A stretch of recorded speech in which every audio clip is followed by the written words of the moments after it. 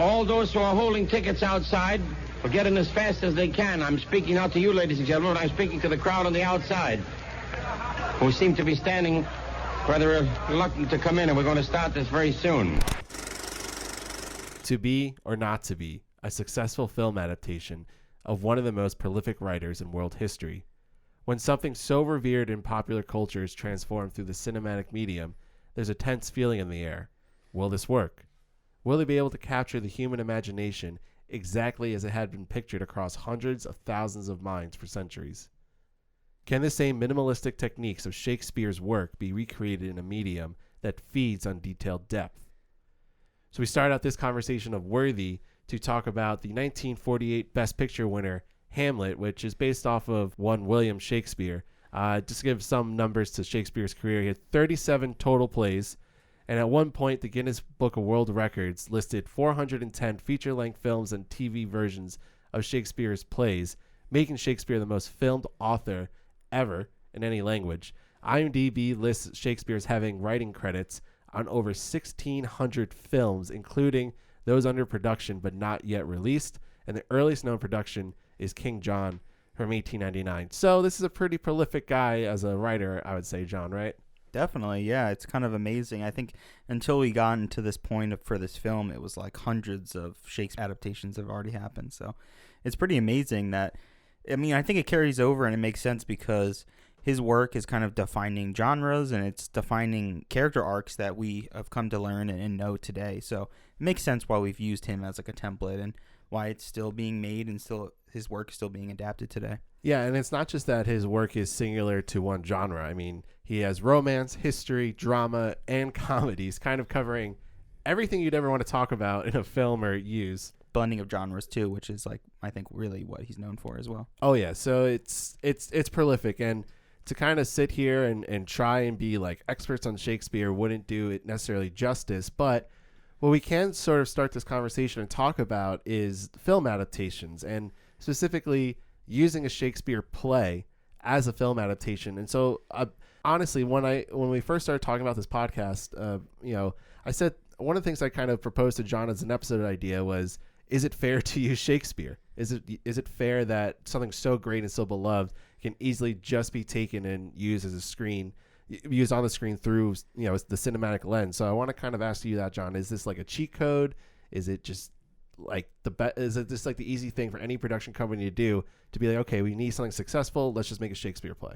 No, I think in terms of just popularity, I think you could even compare him to like the Bible as a whole, where there's so much stories under Shakespeare, and those stories have been remade, and you could even watch something, and we'll definitely get to some films where you don't even tell that it's really like an adaptation from Shakespeare. And I think that's a huge compliment, just because he creates these stories that are kind of mendable and moldable that you can really relate to, because they're really simple, kind of about human tragedy or kind of human traumas that you might experience throughout any life. And I think that goes without saying throughout time, whether it's the 1500s where people are watching his work in like the Shakespeare Globe Theater, or even up till today where we're getting a new adaptation of Macbeth later this year by one of the Coen brothers. So I don't think it's a cheat code. I think you could look at, texts throughout history as being templates for telling stories, and whether people say they're based on like real life stories, whether Shakespeare is even a real person, I don't think any of that really matters. We have the text and the actual words to kind of carry on. So no, I don't think so. What do you think about that? I think that I do kind of think it is a little bit of a cheat code, but I also think that it depends on the person who's making it and how they are able to adapt it. If you look at just the films that were at least nominated and / won an Academy Award, it kind of repeats a few times. You have A Midsummer's Night Dream is the first one from 1935 to it won Best Cinematography and Best Film Editing. You're going to have a couple of Romeo and Juliet's in there. Hamlet is done a couple of times. That there's 3 versions of Hamlet that were nominated or won, including the Best Picture winner that we are going to be talking about. You have Richard III, you have Othello done multiple times. So it's sort of like the same ones that are done over and over again. And I don't know if that's just because that's the ones that people find to be the most interesting. But then you also look at the films that are based off Shakespeare work, which includes West Side Story, which is the 1961 Best Picture winner, obviously based off of Romeo and Juliet. And you get to some interesting things like The Lion King, 10 Things I Hate About You, She's the Man, all based off of Shakespeare plays. And I I guess we sort of have to toss Shakespeare in Love in this, even though it's not based off a Shakespeare play. Sure. It's about Shakespeare, but that just completely ruins the whole like sanctity of Shakespeare. But to come back to the original point is that really essentially this film version of Hamlet is one of the most revered and most respected Shakespeare plays. So the last question I kind of want to ask you, John, is like, what was your relationship to Shakespeare coming into this film, and had you actually read or seen Hamlet as a play in class before watching this version of it? Yeah, that's really tricky because I think for a lot of people, Hamlet is very academic because it's forced upon most people in school, whether that's like middle school or maybe even early on if you're getting into like 5th grade or 6th grade, you might be kind of experiencing reading some of his work, and later on his more like violent or darker work and maybe middle school or high school. So I think for a lot of people, they kind of hate Shakespeare just because it's a language that's kind of foreign to us, even though we can kind of clearly kind of get the point of what these characters are saying. We can kind of understand the themes and plots, but the language is such a large barrier. It almost feels like a foreign language when you listen and watch these films or read the work. So I always think of that. I think of school, and I was telling my girlfriend before we started this that I was basically saying, like, if I could talk to my middle school self and be like, yeah, you're watching Hamlet, and then you're like researching Shakespeare, researching Hamlet, like trying to dig deep as much as possible, I would laugh and say there's no way that's true, because I hated it growing up. Like, I hated most of the fiction that was kind of pushed on us in school because it's forced on you, right? So it's like forced requirement reading, just like everyone hates summer reading. Not many people remember fondly of looking back at those books. So I definitely think of school. I definitely have some more stories when it comes to Shakespeare and the Globe Theater, which was a theater that was built in 1599 and then later on rebuilt in 1996. And I did a semester in London where I got to go to the recreation of the Globe Theater, and that was a really special experience. And I don't even remember honestly what play I saw, so it obviously didn't infect me too much, but I think I remember the building and the atmosphere, and it really felt like its own little world inside of there, and it felt like you were transported back in time. So, I've grown to appreciate more and more because, like we've kind of already talked about, they're kind of archetype and they're themes that have carried over throughout not only film history, but fiction and really just storytelling in general. So, yeah, I really appreciate it, and I like this film a lot more than I really expected. But, Ben, tell me some of your memories of Shakespeare. Yeah, I actually, I really like Shakespeare a lot. I did take a Shakespeare class in college. I was a English minor, so I push up my glasses and be all astute. And for me, I've always loved Shakespeare. Hamlet was actually one of the plays that I didn't have to read in high school. I just didn't come across, but I love Macbeth. I love Richard III a lot, and I've seen like multiple, different versions and different plays of it. I love West Side Story, so I guess I'm a sucker for Romeo and Juliet. But this one, Hamlet, is considered Shakespeare's best work. It's the most lines and most writing that he did put into a play. So this one is kind of the big mountain to climb when discussing Shakespeare. So, John, I need to ask you this question. Is Hamlet worthy of the Best Picture Award of 1948?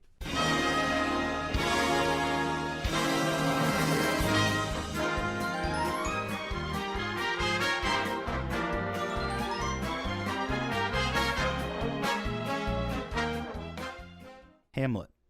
A prince of Denmark seeks revenge against his uncle for killing his father, and feigns insanity to buy time to develop and implement a plan. The action begins on the battlements of Elsinore, where a sentry, Francisco, is relieved of his watch by another sentry, Bernardo, who, with yet another sentry, Marcellus, has twice previously seen the ghost of King Hamlet. Marcellus then arrives with the skeptical Horatio, Prince Hamlet's friend. Suddenly, all three see the ghost, and Horatio demands that the ghost speak. The ghost vanishes then, without a word. Inside the great hall of the castle, the court is celebrating the marriage of Gertrude and King Claudius. Old King Hamlet has died apparently of an accidental snakebite, and his wife Gertrude has within a month of the tragedy married the late king's brother. Prince Hamlet sits alone, refusing to join in the celebration, despite the protests of the new king. When the court has left the great hall, Hamlet fumes over the hasty marriage, muttering to himself the words, "And yet, within a month."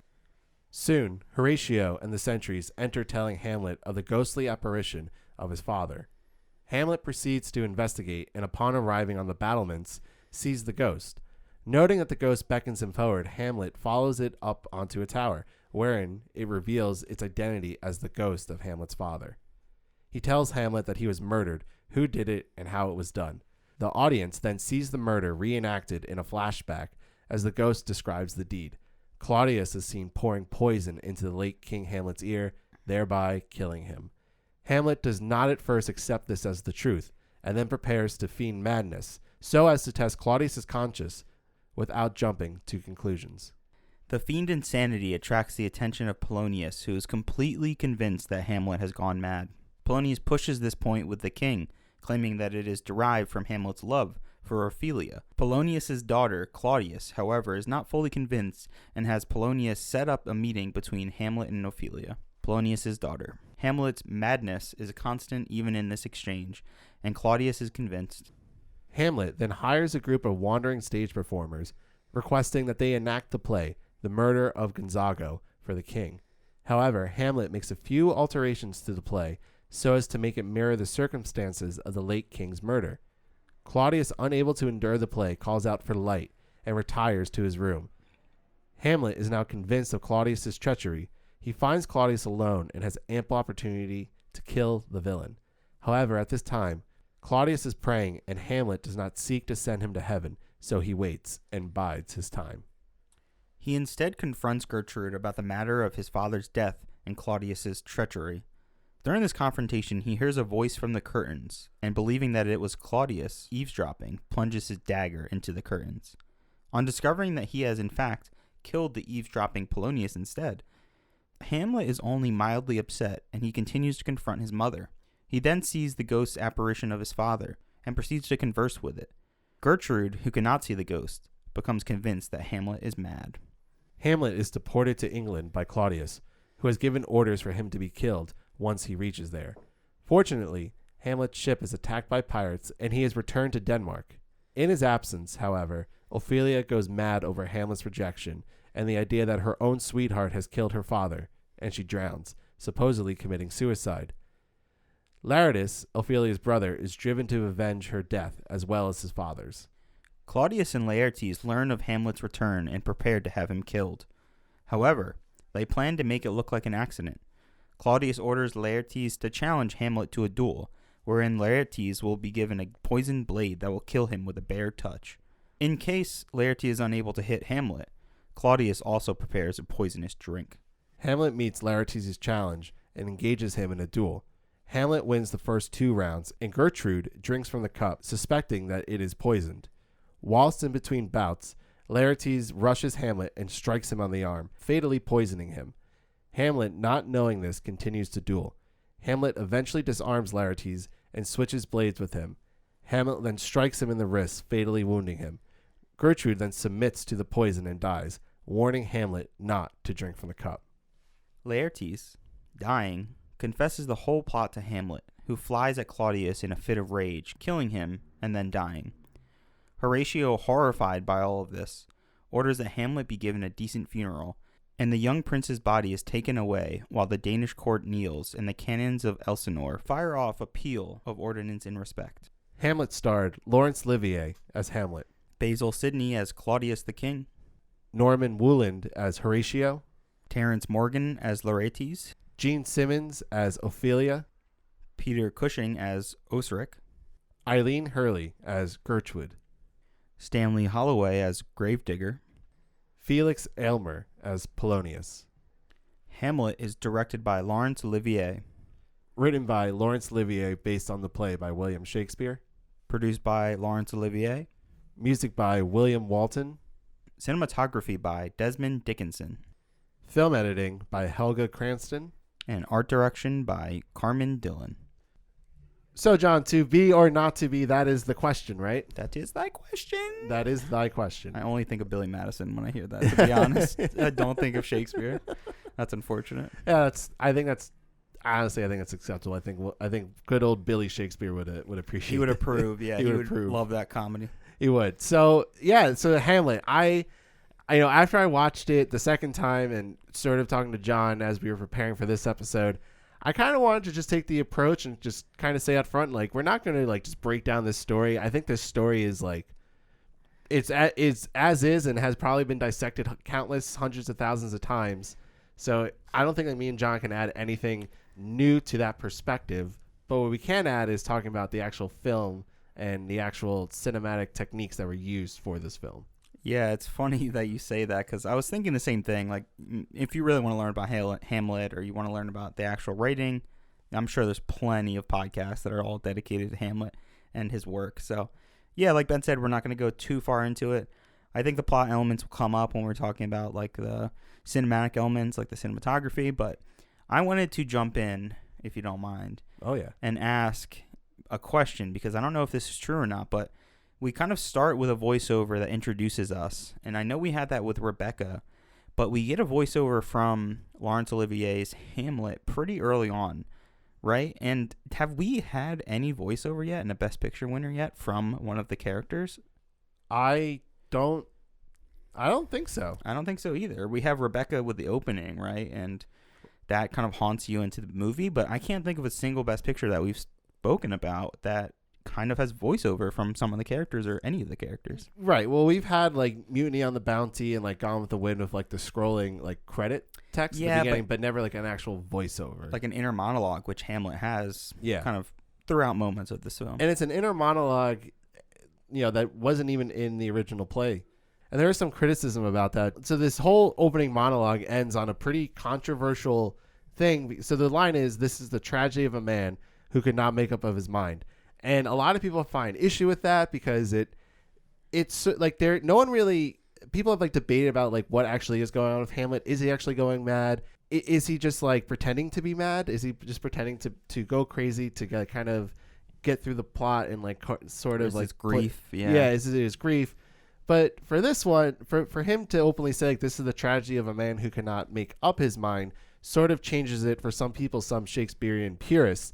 I actually thought it was a really kind of juicy line, and I actually liked the way that Olivier adapted this Hamlet for film because it's way more psychological than the play version of it, and I like that. I've admitted I love psychological thrillers, and this one really digs deep into that. And I think that's something that with film actually helps Shakespeare's plays because you can do a little bit deeper dive into a psychological mindset instead of it just being relied upon on a play and on the stage. It's an interesting way to open up the movie. Yeah, I'm not sure too much of the original text or the actual really faithful adaptations and how it differs, but I'm curious, what do you think making up his mind is? Is it making it up about whether he should kill the king, whether this actually happened, whether he loves his mom, loves his mom? What do you think? Yeah, I think that's his dilemma is, how do I deal with what I'm being dealt with? How do I deal with the death of my father? How do I deal with my mother getting remarried to my uncle? And how do I deal with that? Because it seems like the world is working sort of against me is what seems to be Hamlet's issue. And honestly, like, it's kind of also hard to buy into him being a younger guy because Olivier is 41. I definitely wanted to stop and talk about that for a little bit. It like definitely like stops you for a moment when you first get introduced to Hamlet and you see him. But in overall big picture, I do think that is what that line is referring to, is that he is just struggling to figure out what he is supposed to do now with the cards that he's dealt with, which is the whole plot of the story is like, well, do I rat out my uncle or do I go after him? Do I kill him? Do I not kill him? Do I be or do I not be? It's interesting because, like you said, it's really distracting initially, and you kind of have to just buy that with Laurence Olivier as Hamlet. And I don't know too much about his entire past and history, but it feels like a director who's just wanted to make this his own way for like the longest time, or an actor who wants to make this project and has always envisioned this being like a cinematic work beyond just the actual writing of Hamlet. And maybe it just took that long until he could kind of get the financing, or it took that long in his career to really have the kind of backing and the strength behind his career to be like, I'm making it exactly the way I want to. I'm producing it, I'm directing it, I'm acting in it. But he is his own worst enemy in a way, where it is really distracting how old he is, and his mother's played by someone who's 30, he's 41, and it's really obvious that this character is supposed to be someone who's almost pubescent, like 17 or 18, right? And Hamlet's supposed to be really undecisive because of his age and because of the trauma that he's kind of put through. So it is like always a barrier that you kind of have to jump over and go through, but I think there's so many great things in this film cinematically that go beyond that and kind of take you away from that. Yeah, and from what I've gathered and researched about Olivier is that like this was his shit. Like like Shakespeare was like his forte. He was one of the premier actors that would perform Shakespeare plays on the stage, and then he became a movie star. So it does feel a little natural. I mean, the year before that this Hamlet came out, he had done Henry V, which got him an honorary award from the Academy. And I think people were probably thinking like, whoa, this guy like made, filmed his own version of a Shakespeare play, and it was like really good, but they were probably a little hesitant to like actually award it Best Picture, was nominated for Best Picture, was nominated for Best Actor. Hey, you know what? Maybe it was better than Gentleman's Agreement. Let us know what you think. But ultimately, this version of Hamlet and this film, from a technical standpoint, is really good. And that's where I really wanted to start, is to open up and talk about just the look of this film, because that's what jumped out to me immediately. Was this Elsinore as a set was crazy cool. There's so much different influences you can take from that. And then the way it was filmed was really impressive. There's like these huge establishing shots that like sets up every scene, but also I don't know if it was a steady cam. I don't think it was a steady cam. They didn't have that just at that point. Nice crane. Yeah, the like best crane they could get. Like a really good crane that got these really great tracking shots and crane shots that really made the film is what it is. So immediately, John, I just want to ask you, like, what do you think of the whole design of the film? Because that's what stood out to me first. Oh yeah, it's beautiful. Elsinore is gorgeous, and it feels like a labyrinth in a way, where every new scene kind of reveals like a new section of the castle, and you're just kind of like, what is going on? There's like endless amounts of waves and rolling clouds throughout the opening kind of couple scenes, because they're on top of the castle. And I really loved it. The big, beautiful matte paintings, like you said, the cinematography is like, it has its own omniscient presence, and I'm sure that's kind of coming from the ghostly figure of the king returning and using the camera to kind of represent like spirits or like ones who are kind of remained, in some other elderly world or something like that. Yeah, but I even read that someone interpreted that as God, like looking down on them. Yeah, it definitely could be. To me, it felt like it wasn't, it was omniscient, so it wasn't just one particular character it wanted to follow. It felt like this was beyond just Hamlet and the camera following Hamlet. Like, you definitely feel that throughout the film with even Ophelia and her death that we'll definitely get to. You feel that just the camera's there watching and no one's really noticing it, and it kind of guides you to the action, but sometimes it just takes you away and just shows you parts of the castle in Elsinore, and it's gorgeous. It's some of the best cinematography I think we've seen yet, honestly, in a Best Picture. Yeah, I definitely agree. And just going back to the set design, and as we call it beautiful, and it's twisted, it's dark. There you can tell there's like this history to it. It's also very minimalistic, which I like that. And the reason why, there are a couple of reasons why I like that. One, because it's simple and it doesn't feel too gaudy and doesn't feel like it's so in your face, trying to be this like old, it's supposed to take place in Denmark, but like this old Victorian age kind of style and look. But what it does is it honors the actual Shakespeare plays that would happen at like the Globe Theater, because they didn't use these crazy sets to pull off these plays. They just used minimal designs, minimal set pieces. If it was a forest, they probably just put like 2 trees at the side of each stage. And they're like, okay, we're in the forest now. Yeah, and paint some trees in the background and be like, we're deep in the forest now. Right. So it's just like it plays more on the audience's imagination, and this does that as well. But what it does is it adds so much depth, because it's huge. It's very cavernous, and because it's so cavernous in the way that it's lit, there's so much black in the backgrounds that you are like, oh my God, this just goes on forever in this castle, that you can just feel the enormity of it.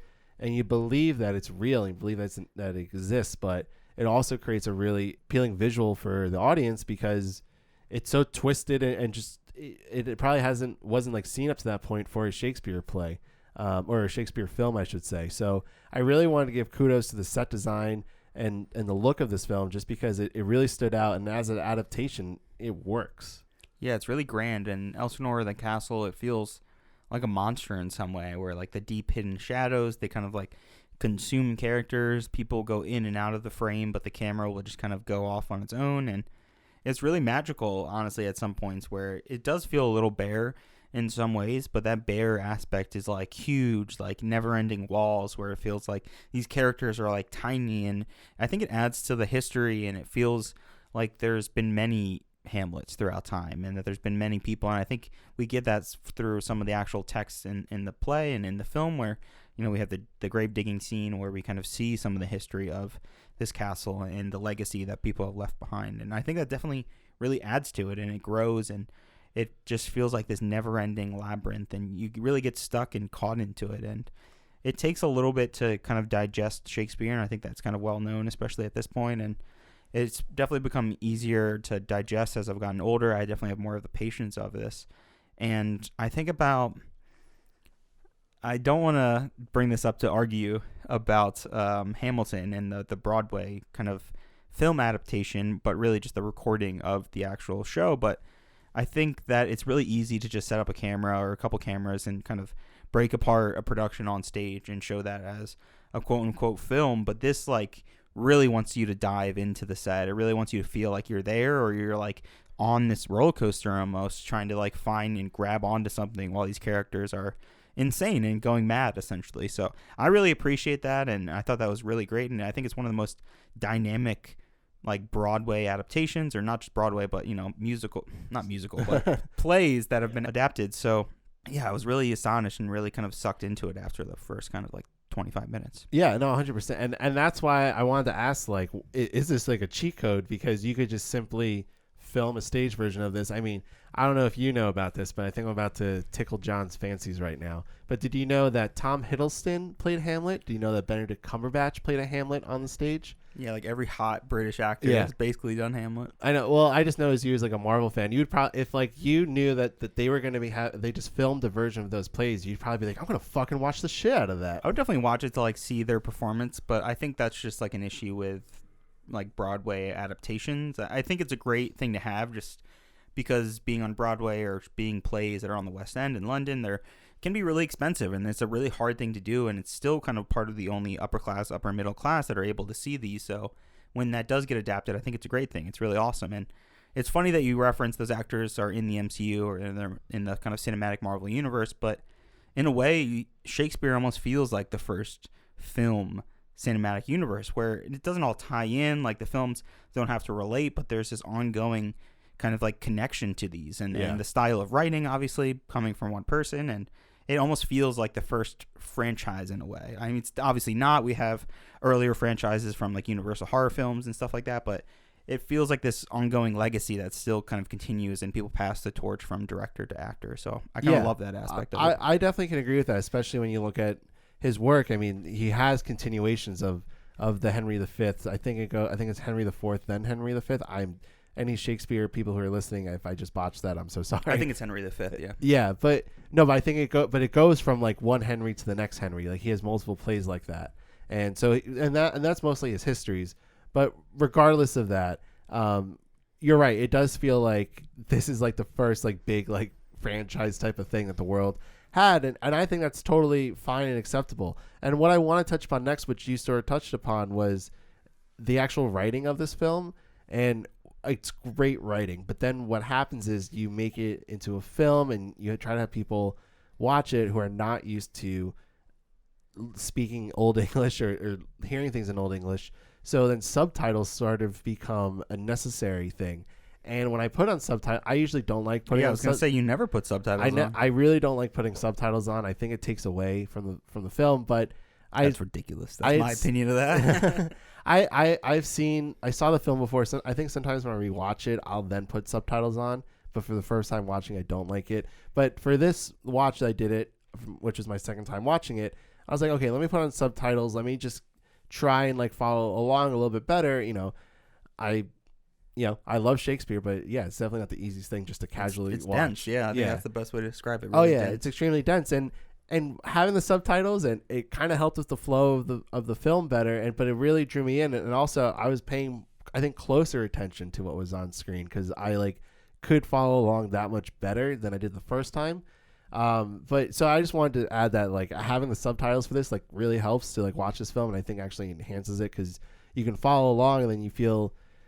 Even you feel like you really understand it maybe that's just my own issue with. No, I did that as well, and I do that for most of the films we watch. I think, going through the earlier years, it has a different kind of language and rhythmic language that we're just not used to with like the old kind of early 20s films that we kind of started to watch and started with the best pictures.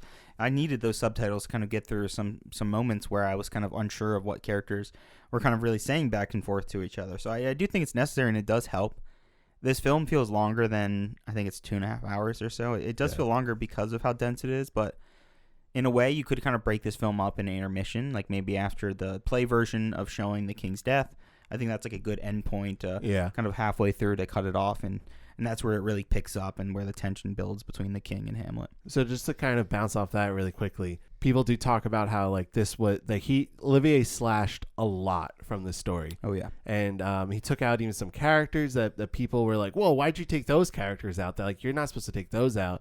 But upon like reading like them and what they added, they like just added a little more political aspect to the film, and what Olivier was trying to get to is more the psychological aspect of the story and really focusing and honing in on that. So I was okay with that not being a true adaptation, but would you want, and there is a 4-hour edition of Hamlet that Kenneth Branagh did in the 90s that is as word to word or line to line, page to page as the actual play is. Like, was that something you would want to seek as like a as a film fanatic, that like, oh, like this is truly it? Or do you kind of like that it was adapted and used film and the film medium to kind of make it a little bit different so it was more digestible? No, I'm very much about breaking down stories and finding the core and either manipulating it in some way that it still honors the original work, but it grows and it becomes a piece of cinematic history. It's not just a Shakespeare play anymore. This is 1948's Hamlet by Olivier. So it's its own work, and it while it borrows so much of the words, I think it's up to the creator to kind of adapt and create their own work, and I'm totally the person who says we really need more films that are under 2 hours. And I think a great example of kind of speaking about this is one of our first experiences with Shakespeare, whether we know it or not, is The Lion King. Ben and I are 90s kids, so Lion King was just established with us as soon as we were born. So it was something that we watched growing up as a kid over and over. I can say that I like burned out that VHS, and that movie, I don't know the runtime off the top of my head, but there's no way that movie is 2 hours, or it's probably not even close to 2 hours, but it's probably an hour, 25, 30 minutes. Exactly. tops. And that film is so emotional and impactful, and it's very much the same story. It's just kind of digestible for a kid and a family to watch. And I think that's a perfect example of it. You're changing the work and the literature so much that they're animals that are talking, and you can still kind of pass off the themes and the characters and the relationships.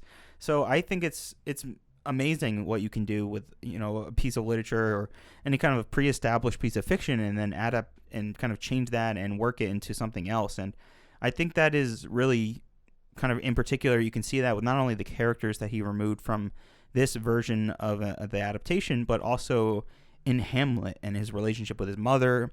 The way his father talks to him as a ghost and kind of communicates with him is very different, right? Oh yeah, 100%. It uses film to work in that story.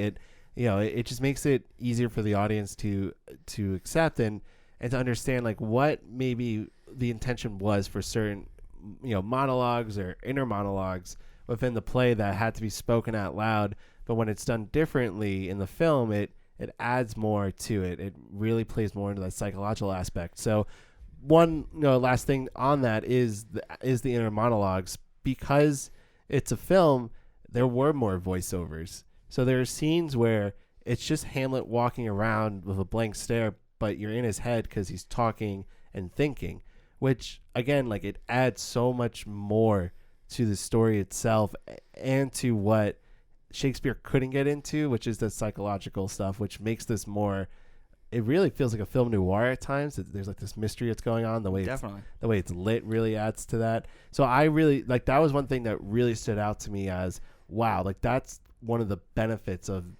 adapting Shakespeare on a film, is that you can have actual inner monologues and then that actually enhances the story and the characters themselves. Yeah, I think in a lot of ways, Laurence Olivier really heightens the sexuality and the aspects of kind of the romance elements of this, and makes it kind of this weird, twisted relationship that I think you don't really see that much, if I remember correctly, from the original Hamlet. But in this way, it kind of changes it, and it really keeps Hamlet as like a forceful drive who's keep Hasta moving forward while everyone thinks he's crazy. He knows that he's right, and he has his goal in mind. Whether we as the audience think he's right or not is, I think, such a great aspect of this production, and especially in this film where the camera becomes this like being, like it's God, right? And we get the first taste of that with Hamlet speaking to the king, and it's this huge like figure looming over the clouds wearing this awesome armor.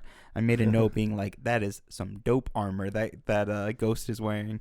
But I love the moment where he's finally speaking to him, and he's kind of hearing his father kind of explain to him how he died, and we like slowly just like zoom or crane into the back of his head, right? Like thinking about it from his perspective and the way Hamlet sees it. And is that the way it actually happened? We don't know. I think that's part of the magic of Hamlet, and not knowing whether Hamlet's really insane or if he's just making the story up in his head to justify his actions. And I think that's amazing. And I think this is what Laurence Olivier does really, really well, is that he really gets inside of the characters' heads. And we even see that later on with Ophelia, who has essentially like a sex fantasy about Hamlet, who she's like waiting for him to like come to her with his shirt unbuttoned and to kind of confess his love for her and take her away and treat her the way that she's always wanted to be treated by him. So I think he bumps that up, and he bumps the sexuality and the relationship between all of them to build a lot of tension, and then to get to the amazing duel. It really feels satisfying in a way that I don't think I've ever really experienced watching Hamlet or reading the original work. Yeah, 100%. But let's actually get into the Ghost, because that's probably the most innovative part of the film. And we talk a lot about how these Best Picture winners should feel like they're actually forwarding film and the film technique and how you can use a camera and lighting and sound effects to do something different.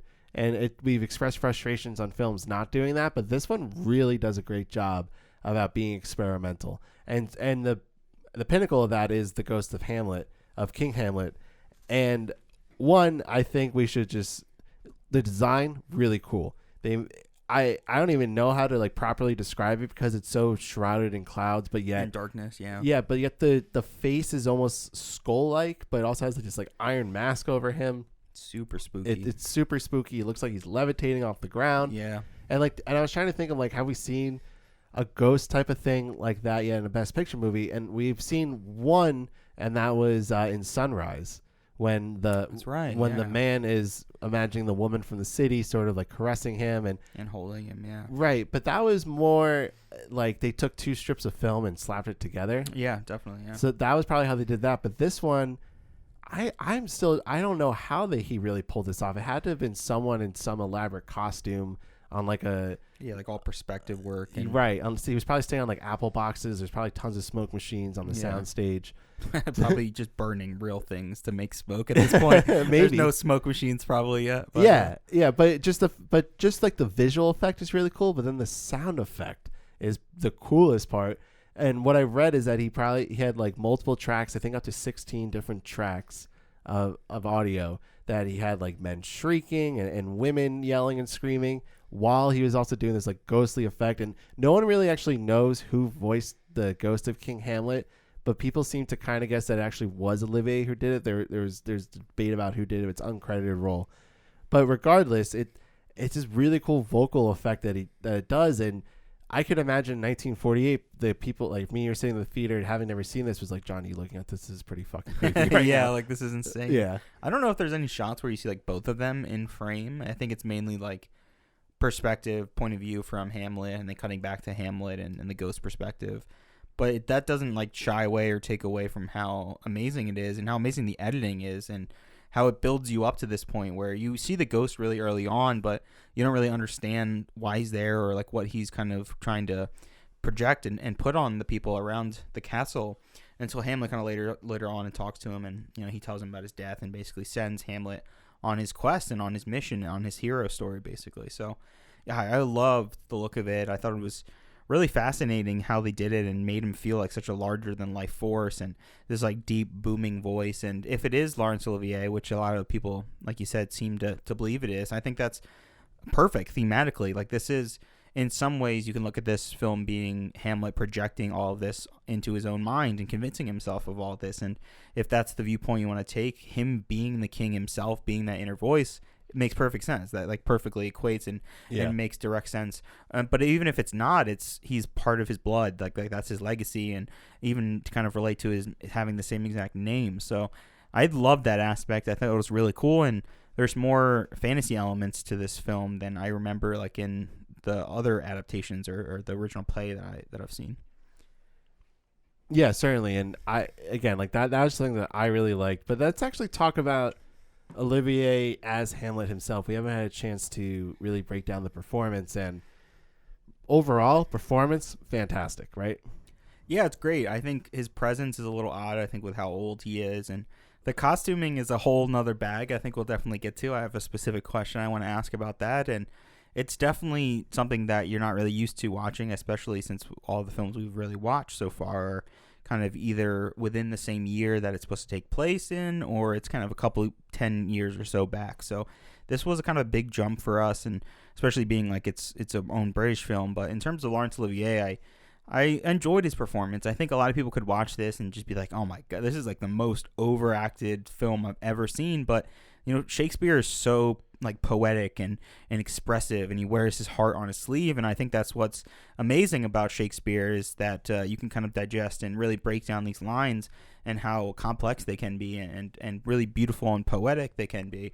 But yeah, I think Olivier, it's clear that he has such a passion for this, and he bounces back on like that insanity where even you as a viewer, you're like, whoa, this guy is wild. He goes from like a 2, like whispering, speaking, to like a 10, screaming and being so emotional, which I think is where he kind of really shines, that like really intense, like burning fire that he has inside of him. So I really loved him. I mean, he has to carry a lot of the scenes in this movie, and he really kept it fresh and energetic throughout. Yeah, I mean, I think so too. I think there's no room for subtlety in Shakespeare, actually. And I like it how over the top it can be and the feel of it. I think that it works for the source material. And the reason why there's really no space for subtlety is because when you think about how these plays were actually acted, they had no microphones, they had no like stage lighting. It was just, the actors had to just boom and and really deliver themselves on stage when the original versions of these plays are being made.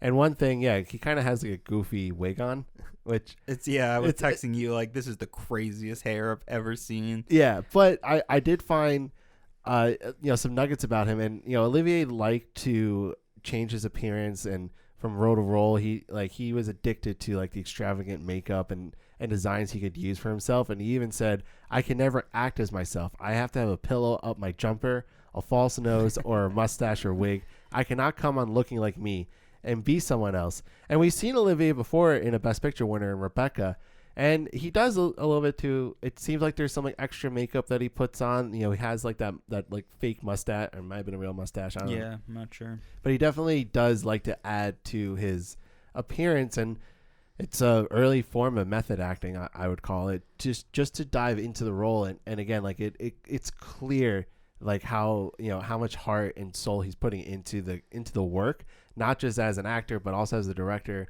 to make this good. And I appreciate it, and I think it works really well. I think those actors are the two things, like they either hate who they really are, so they have to like dive deep into a performance constantly. I know there's definitely actors that like work constantly, probably because they just like are either so bored with like the mundane aspects of life, or they hate themselves so much that they like need to be someone else for a little bit to kind of like refresh or like reset their mind. And maybe that's not the case, and I'm just projecting so much on that, but he seems like someone who's like so focused on his craft, and I think that just it shines beyond just being a Best Picture winner, but it shines throughout his entire career, and I'm sure we'll see him again. So let's get into a different scene in the film, and that's the play within a play.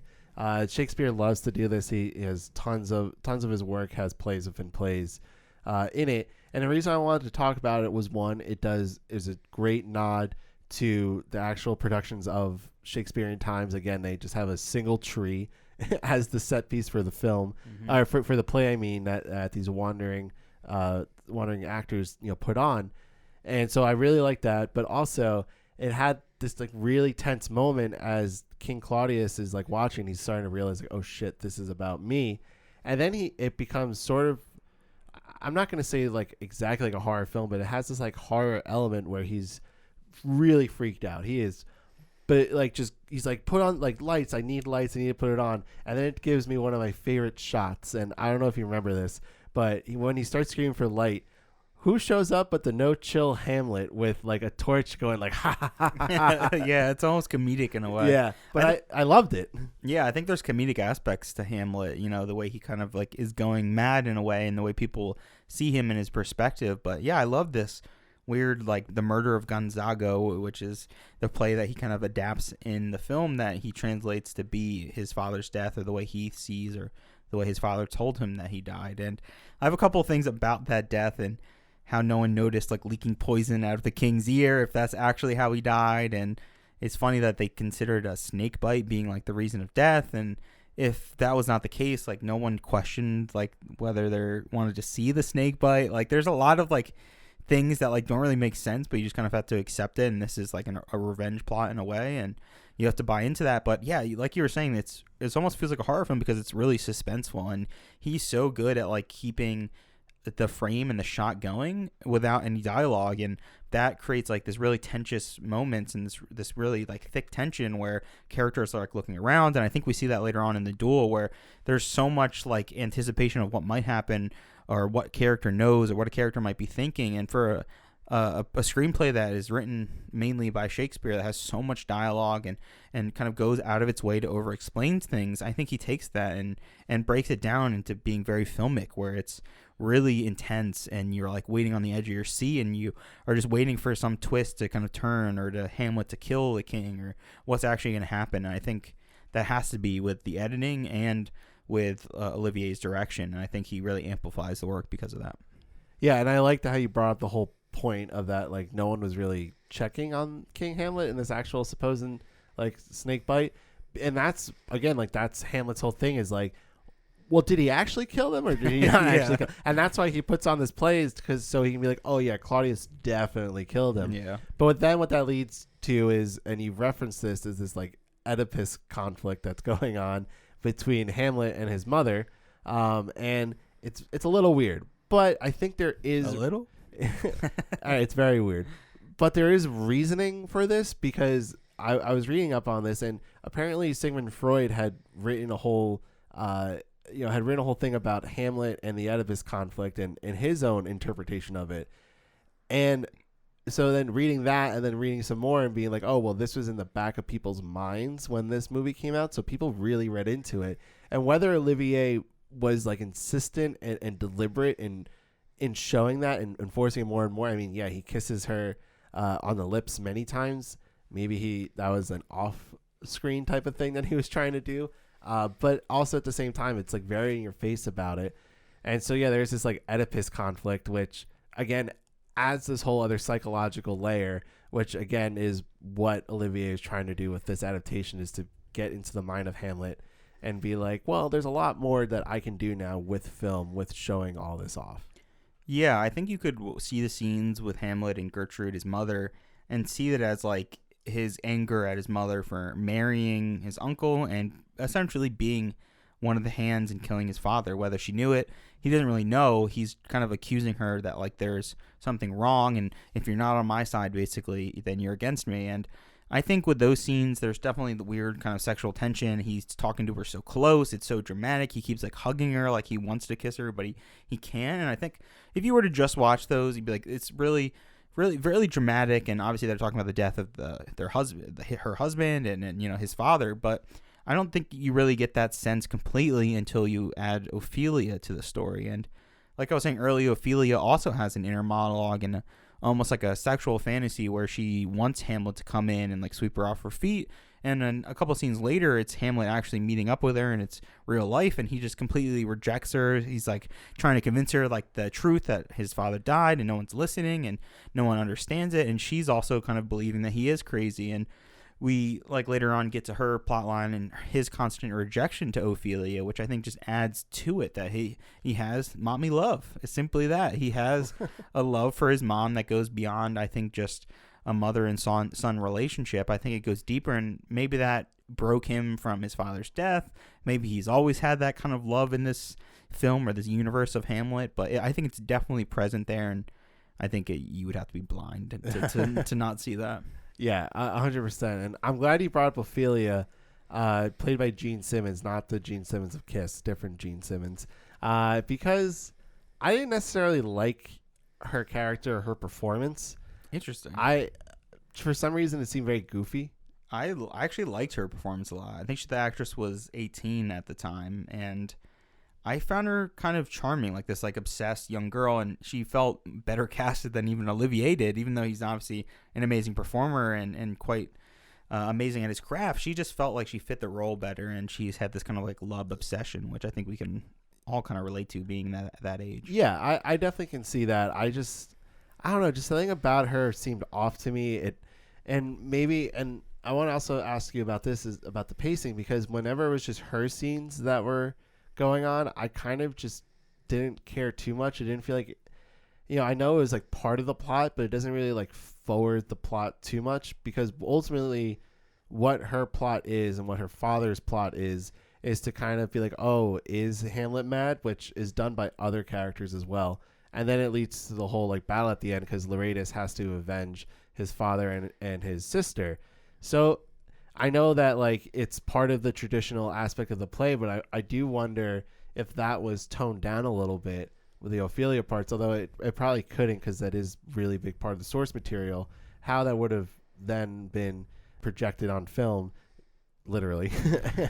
But just for me, it was a part of the film that I just didn't love, but I do think it adds more to the psychological part, especially because the end of her character arc is it's left to a mystery as if she kills herself. And I think it's kind of apparent that she kills herself, but it's not directly apparent that you see it on screen. It's a weird almost fantasy again with her, where she's kind of caught up in a fantasy, and I think the moments leading up to her death, you don't even realize that she is kind of attempting suicide. Is she's walking through the corridors of the castle, like pretty high up, you can kind of tell, and the camera's following her, like you've seen the camera follow other characters throughout the film, and it feels like it's trying to get to something, and the camera almost like loses her. Like if this is God that's watching over them, it kind of like he lost a daughter, or like he loses her, and that's signifying like her death.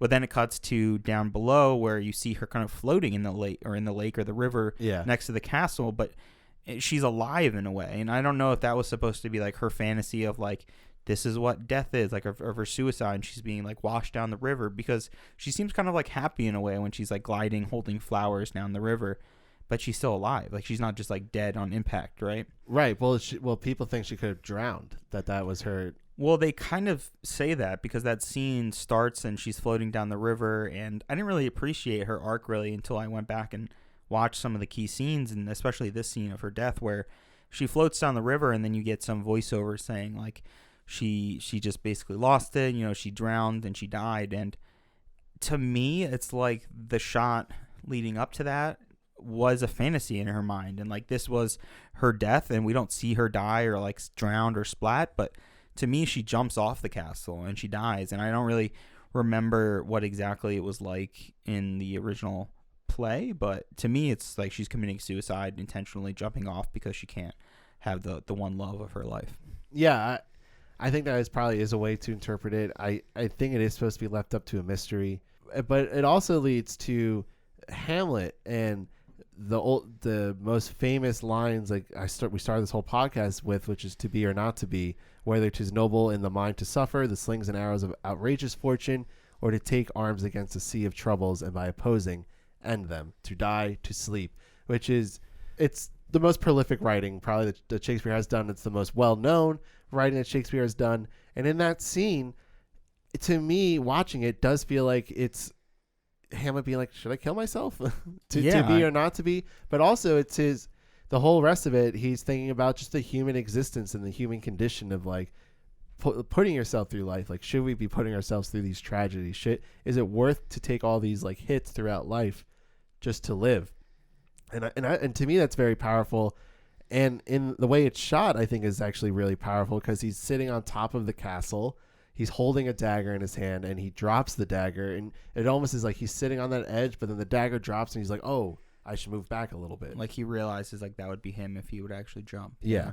Yeah, I totally get that. And whether it's like he doesn't want to deal with the existence of the pain of losing his father and no one believing him and everyone thinking he's mad, or if you want to really take it into the whole motherly aspect of it, and it's a forbidden love in a way where he is just so beat down that he can't be with his mother, whether it's that direct of an implication, whether you want to see that or not, or if it's even a combination. I think for me, it's kind of a combination of everything. Like, I don't want to be constantly hurt, and when I try to tell people my truth and try to reveal the truth, everyone kind of thinks I'm crazy and kind of beats him down further and further. So yeah, that's a really powerful scene that I think still holds up today, and it's some of that subtext where it's directly blunt, telling to be or not to be, whether to exist or not to exist, but also it makes you question as a viewer why he feels that way. Is it beyond just one of these aspects, or is it a combination of the two? Or really, I think as a viewer and as an audience member, you could kind of take it multiple different ways, and I think that's why, like we talked about in the very beginning, why Shakespeare is still around and still being adapted to this day.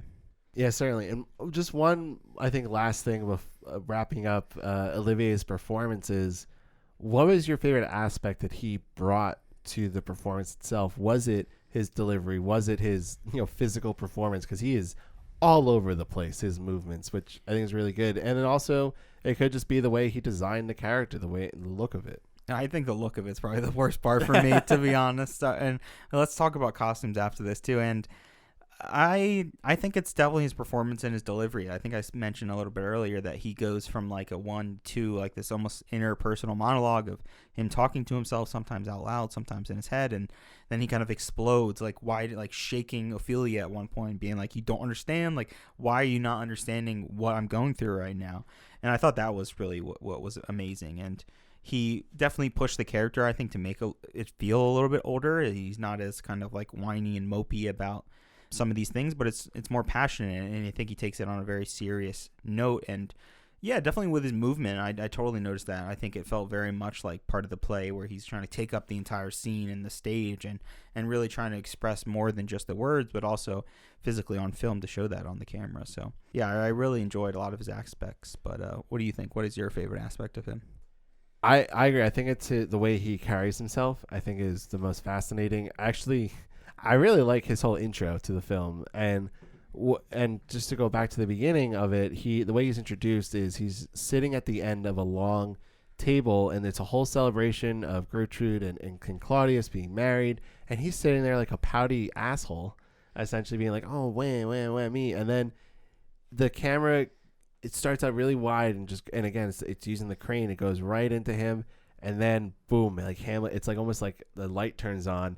And there he goes. You just let him start going, and from there it just keeps ramping up, and it's just full throttle almost, pretty much from that scene to the end of the film. Where, I mean, you texted it to me, Hamlet really has no chill, and it's true. He just goes, and that's what I really like about Olivier's performance, is that he really holds nothing back, but yet he adds so much of the aspects of performances of modern day that I really like, which again is the psychological aspects that he's suffering and dealing with something internally, and yet it's not exactly said, but it's expressed through his facial expressions, through his movements, the way he delivers and talks to other people.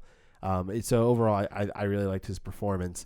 And so yeah, we should talk a little bit about the costume design of this film, because I mean, I really liked it, but you seem to have like something you really want to talk about with this. I want to ask one particular question. Go for it. And how do you feel about the King Claudius and his beautiful leggings? How do you feel about them?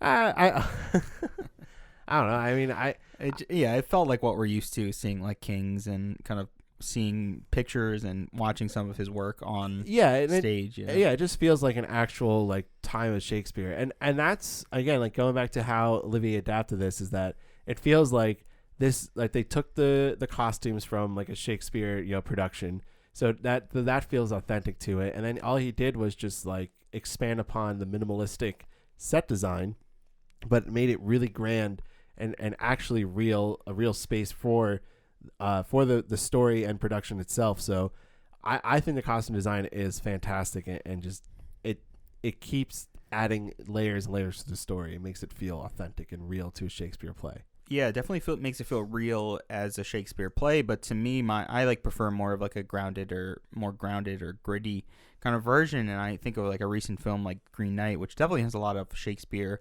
kind of references and nods and cinematic elements to it.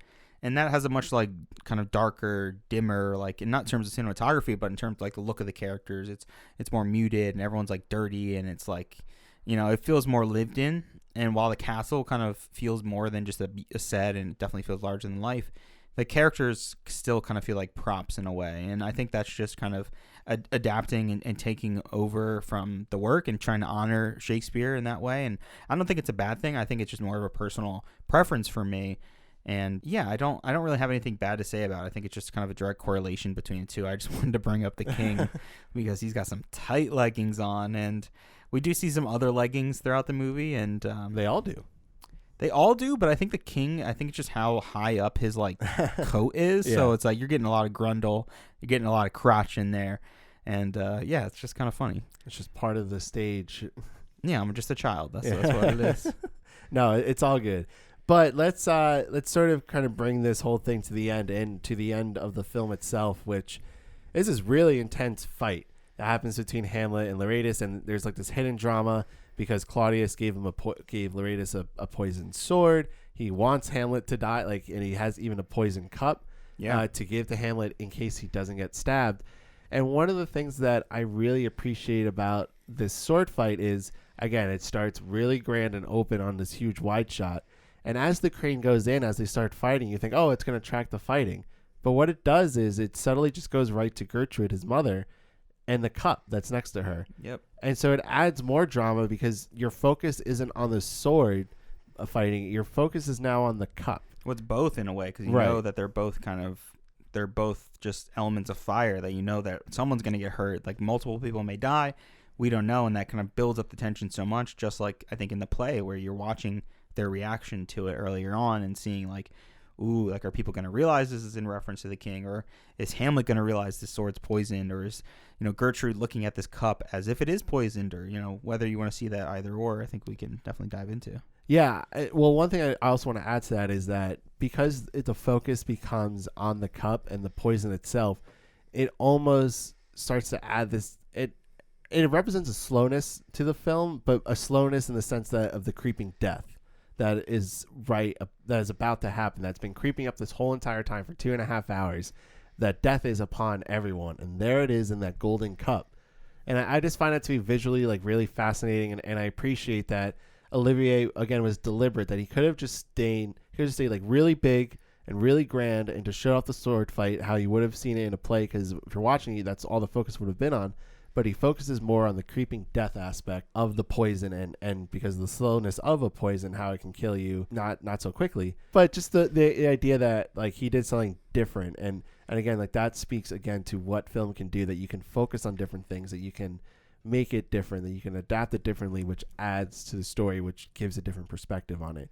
So there's this really great sword fight. I'm a sucker for sword fights. If it's good sword fight, I'm going to love it. I really love this sword fight, and it's funny because we really love the technical elements of this, and the cinematography at this point has been like so engaging and really keeps me locked into the film. And when I knew the duel was coming, I knew that's such a strong aspect of the film and the story. I was kind of worried. I was like, oh, this is going to be so clunky, and I don't know why I thought that would be, especially with how well the film is made up until this point.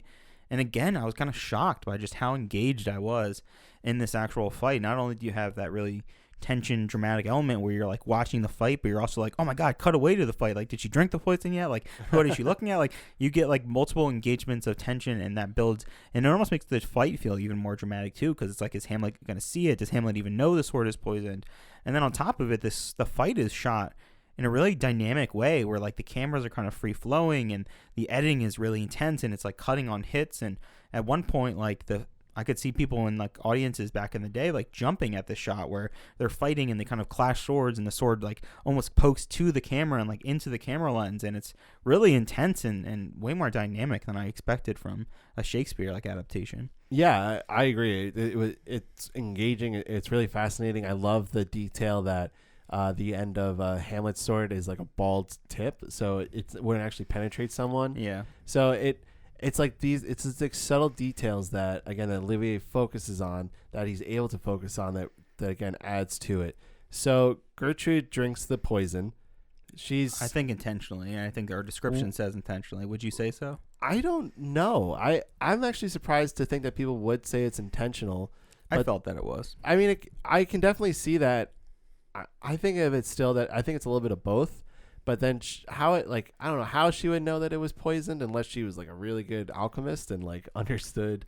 I'm trying to think in the story. Like, she doesn't like overhear them, but I think she just knows. I think she just has that motherly instinct. No, I think you're getting shots of her reacting, and like when the king is pushing the poison, he says like multiple times, like, "Oh, here's a drink. Like, you got to drink, Hamlet, drink." Even though Hamlet's like still fighting, he's like trying to push this onto him because I think at this point the king is getting tired of this. He's like, "This is old. Like, kill this guy already. Like, I can't take this anymore." And that adds to the tension on top of it too. And to me, it was like a definite look of she's looking at her son, she's looking at the king, and this is like her final arc and kind of decision to like support her son over this new man, over the uncle. So I really love that aspect. I think it kind of redeems her. I don't really think Gertrude is that engaging of a character because she's kind of a stagnant character that kind of just gets yelled at and is there to not really add much other than tension for Hamlet himself. So I think this really kind of like redeems her character in a way that makes her much more interesting. And I think in the play version, if I'm correct, it's much more ambiguous and she kind of just dies by accident, which I think is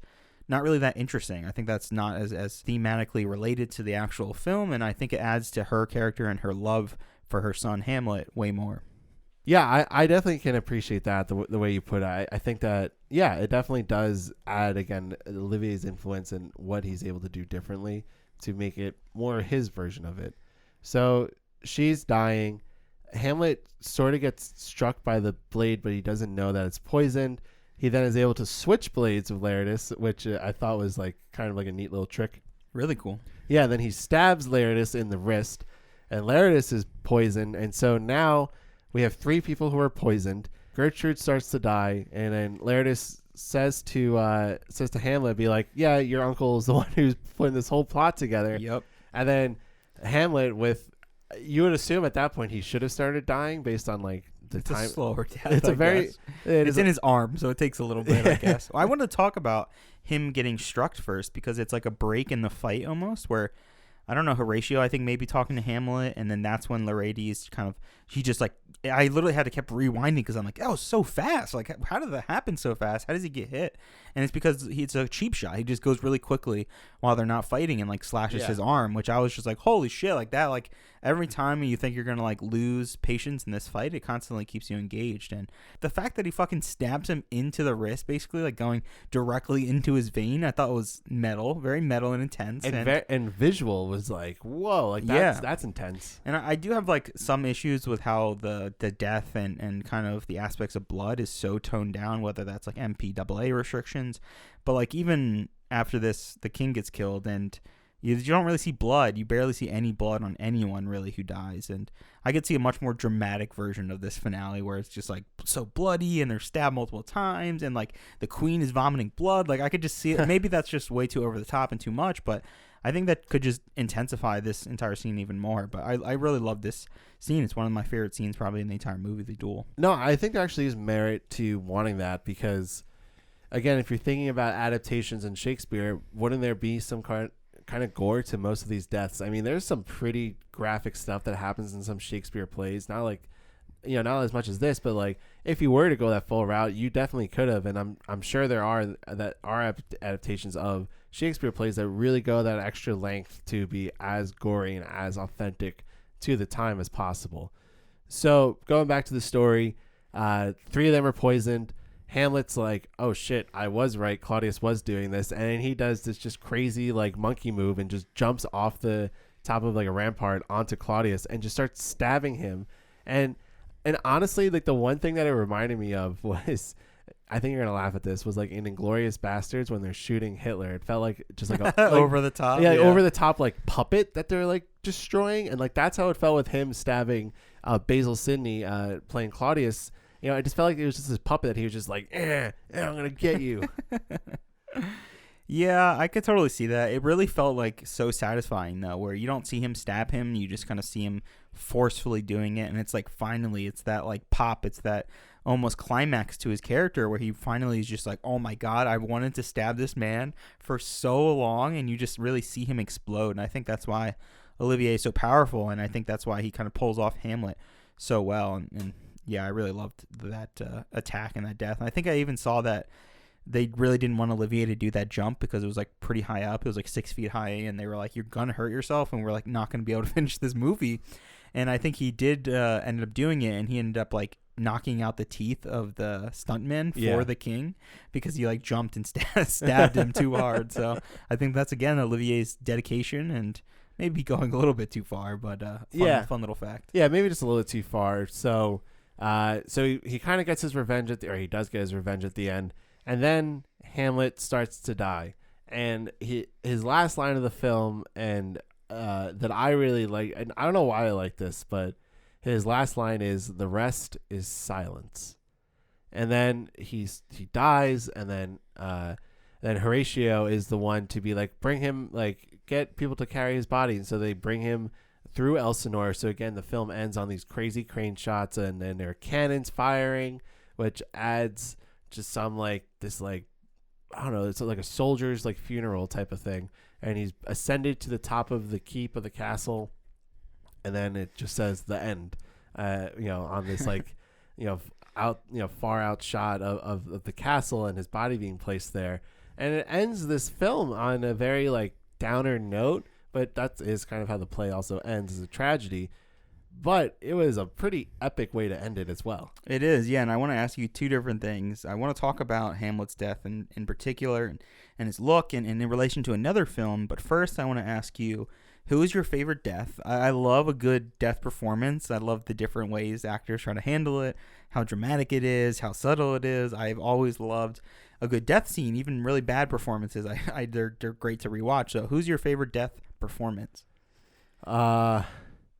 Oh man, I was not ready for this. Well, I'll start then and let you think about it. Yeah, you go. I definitely think it's Hamlet, and obviously he has these beautiful ending kind of lines that really kind of impact and end his character really perfectly. He's almost happy to die in a way where this struggle is finally over with. He's finally almost redeemed in the way and proven right by his death, and he doesn't really care. He's kind of succeeded in his mission already. And I wanted to mention another film while you think about this, and how the ending to me, I'm a really big fan of Ridley Scott, and especially the 1982 film Blade Runner, and how at the end of that film, such an iconic ending and a really iconic death with Roy, the main kind of... oh my God, one of the best scenes. One of the best scenes. And now I want to bring this up to you if you thought about this, but this is what I first thought about it, and then I thought about it even more. And some of Hamlet's lines is like... repeat the same line again about silence. The rest is silence. The rest is silence. And I felt it was so similar to the way that the Roy android in that film kind of dies, and how part of your tears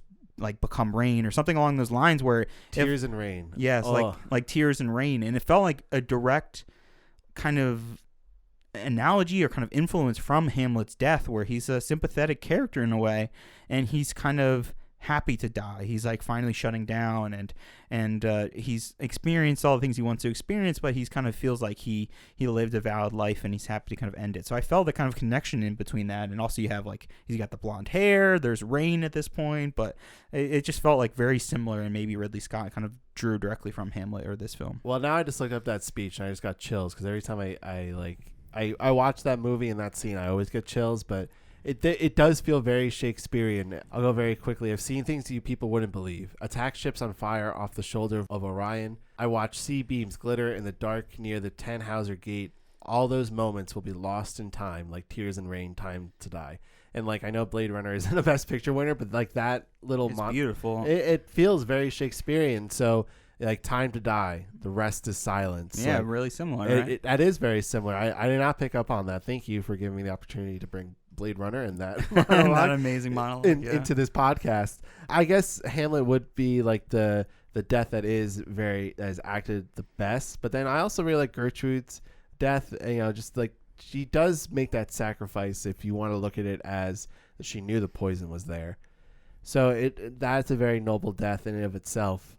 And yeah, so the film ends on this down note, and it's kind of like the end of like this conversation about Hamlet. I did not think that we would have like this much to say about it. I think there's a lot more that you can say about it, and specifically about the story. But again, like we wanted to focus more on the actual film adaptation itself, and from all technical aspects and storytelling elements, it's like A's all around, I would say, for the most part. Yeah, I would definitely agree. Yeah, and I want to end it I think we honored the film really well and the performances and really just how great the cinematography is for me. And I wanted to ask you another question that's related to Hamlet, but we've seen so many actors, you mentioned Benedict Cumberbatch and other actors that have dreamed to play Hamlet or have played Hamlet on stage or off stage. And I'm curious now, say in 2022, we have a new adaptation of Hamlet. Who do you think should play Hamlet? We don't have to go into the rest of the cast. Oh, my God. But I'm curious. I'll lead with mine. Okay, you go first. And I think the Dune adaptation that we just got with Timothée Chalamet. You fucker. I was just about to say Timothée Chalamet. I think he's perfect. He's like frail. He's small. He feels like someone who could be 18, could be that young, but still have that like rage and passion inside of him. Well, it's funny you bring that up because The King, which is on Netflix, is about Henry V, which is basically an adaptation of Shakespeare and that play. So I was going to say Timothée Chalamet.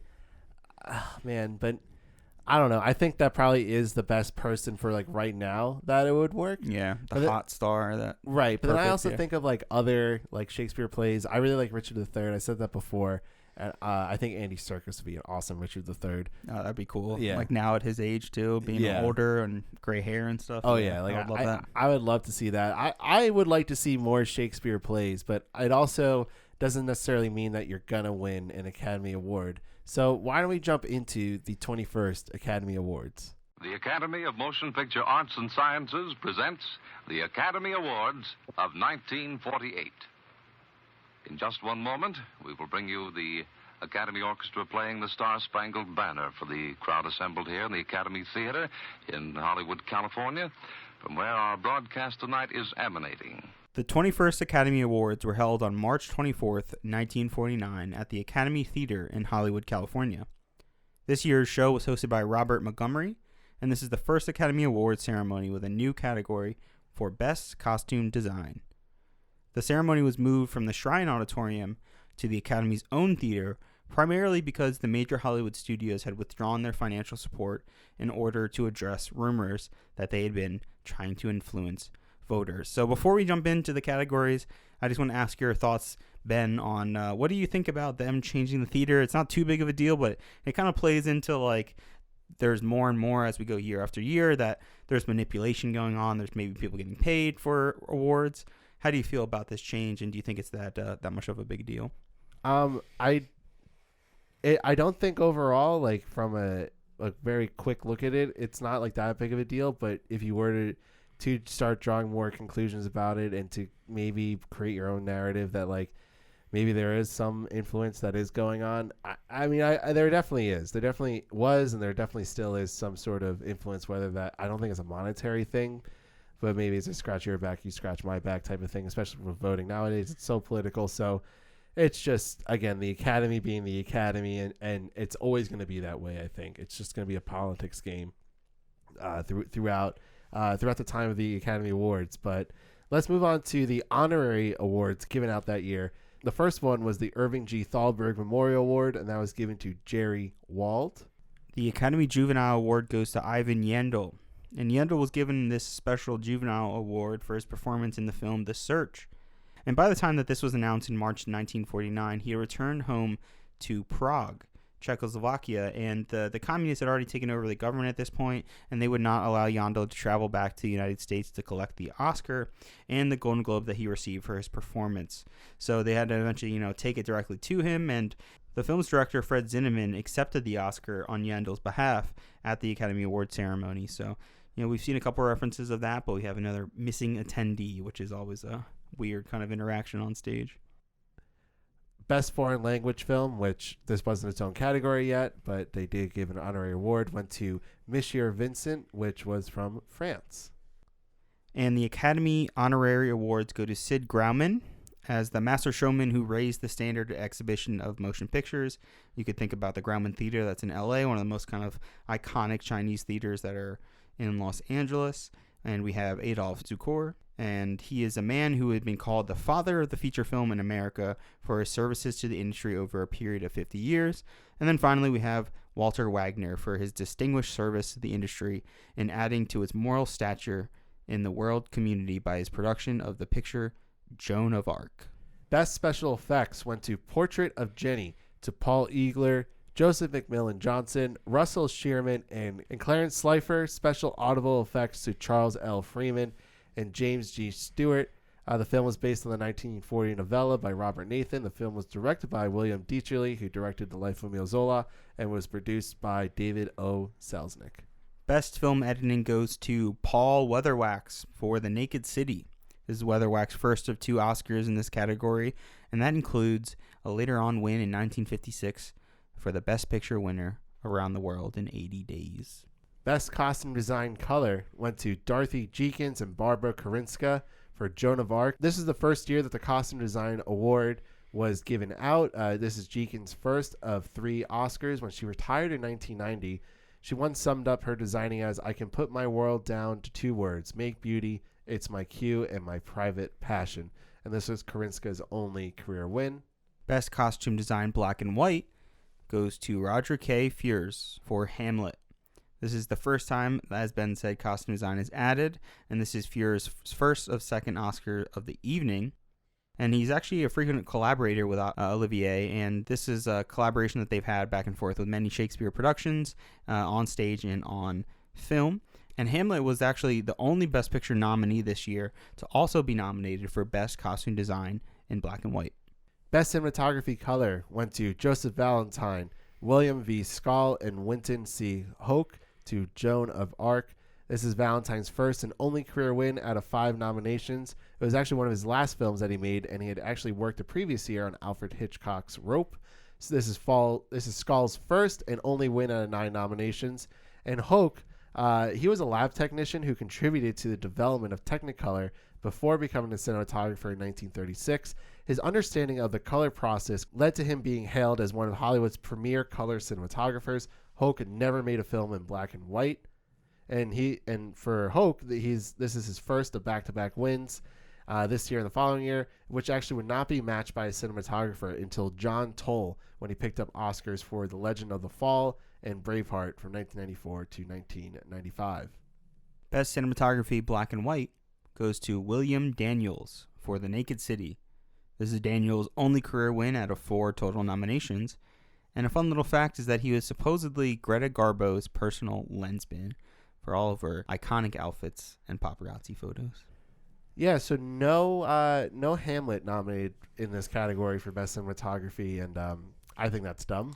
I think that's pretty unbelievable, to be honest. I think this is some of the most modern in terms of visual movement of the camera. I think this is some of the most advanced movement that we've seen so far. I mean, you could maybe look back and look at Sunrise and how that camera work was really phenomenal and how much it moved and was not just a stagnant film, but this was, I couldn't believe it. And it felt like we were watching a Steadicam work from someone who had just filmed this or who has the technology of today, and how some of the shots were achieved and the beautiful transitions that they used with the cinematography. Yeah, totally deserve to at least be nominated, let alone maybe even a win here for that. Best art direction, set direction, color went to The Red Shoes. Art direction by Hein Hockroff and set direction by Arthur Lawson. This is Hockroff's only career win. His designs in The Red Shoes are preserved at the MoMA in New York City and the British Film Institute in London, and this is Lawson's only career win. Best art direction, set decoration, black and white goes to art director Roger K. Fures and set decorator Carmen Dillon for Hamlet. This is Fures' second win of the evening, as previously mentioned, and Dillon's only career win. And she initially worked as an architect and a designer, and was actually eventually invited to design the cover of the newly formed Electrical Association for Women. Best sound recording went to The Snake Pit to Thomas T. Moulton. This is Moulton's third of 5 career Oscars, and this is first of 3 consecutive wins from 1948 to 1950. The film starred Olivia de Havilland as the film recounts the tale of a woman who finds herself in an insane asylum and cannot remember how she got there. I would love to watch that film. Best original song goes to Buttons and Bows from The Paleface, music and lyrics by Jay Livingston and Ray Evans. This is Livingston's and Evans' first of 3 career wins over the course of their collaborative career, and the two actually met at the University of Pennsylvania and were nominated to the Songwriters Hall of Fame. Best scoring of a musical picture went to Easter Parade to Johnny Green and Roger Edens. This is a Judy Garland and Fred Astaire film.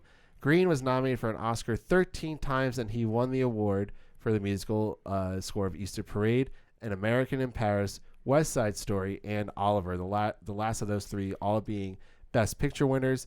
And he was also a producer for the short The Merry Wives of Windsor Overture, which won in the short subject category in 1954. Green was also chairman of the music branch of the Academy of Motion Pictures Arts and Sciences, leading the orchestra through 17 of the Academy telecasts, and a producer of television specials. Best scoring of a dramatic or comedy picture goes to Brian Esdale for The Red Shoes. Esdale was the first British composer to actually win an Academy Award for Best Original Music Score. Best short subject cartoons goes to The Little Orphan, Fred Quimby. Another one for Tom and Jerry. Let's go. Though the cartoon was released in 1949, it won its Oscar the previous year, tying them with Disney's Silly Symphonies with the record of the most Oscars in this category. The best live-action short subject to reel goes to Walt Disney for Seal Island. And Sea Island is a film that's kind of a nature documentary early on, and Disney himself actually wanted to carry this on as a docuseries called True Life Adventures. And the Millots shot more than 100,000 feet of film and spent over a year filming seals, which the film was mainly based on, and the total production cost for Disney was a little over $100,000. Best live action short subject one reel went to Symphony of a City to Edmund H. Reek. Best documentary short subject goes to Toward Independence. This is a film about the rehabilitation of veterans with spinal cord injuries. Best documentary feature went to The Secret Land to Orville O. Dole. It's about a United States Navy expedition codenamed Operation High Jump to explore Antarctica and to evaluate its potential for military operations in 1946. Best Screenplay. Now, this is a combined award this year, so we have the two screenplay categories combined, and this is kind of the precursor to what we will see later on with the adapted screenplay. And the award for Best Screenplay goes to John Huston for The Treasure of Sierra Madre, based on the novel The Treasure of Sierra Madre by B. Traven. There's a famous line in the film that was rewritten to remove profanity, and that line is, "Badges? We ain't got no badges. We don't need no badges. I don't have to show you any stinking badges." So I'm assuming, maybe remove stinking, maybe add a couple other adjectives to that, and that was kind of toned down because of the Hays Code and the MPAA. And that line is actually a really famous line that's constantly misquoted as, "We don't need no stinking badges." In 2005, the quotation was chosen as 36 on the American Film Institute AFI's 100 Years and 100 Movie Quotes. Huston's received 15 Oscar nominations in the course of his career, and he's actually the oldest person ever to be nominated for Best Director, when he was actually 79 years old. And that is for the film Prezi's Honor from 1985. And he won 2 Oscars for directing and writing the screenplay for The Treasure of Sierra Madre.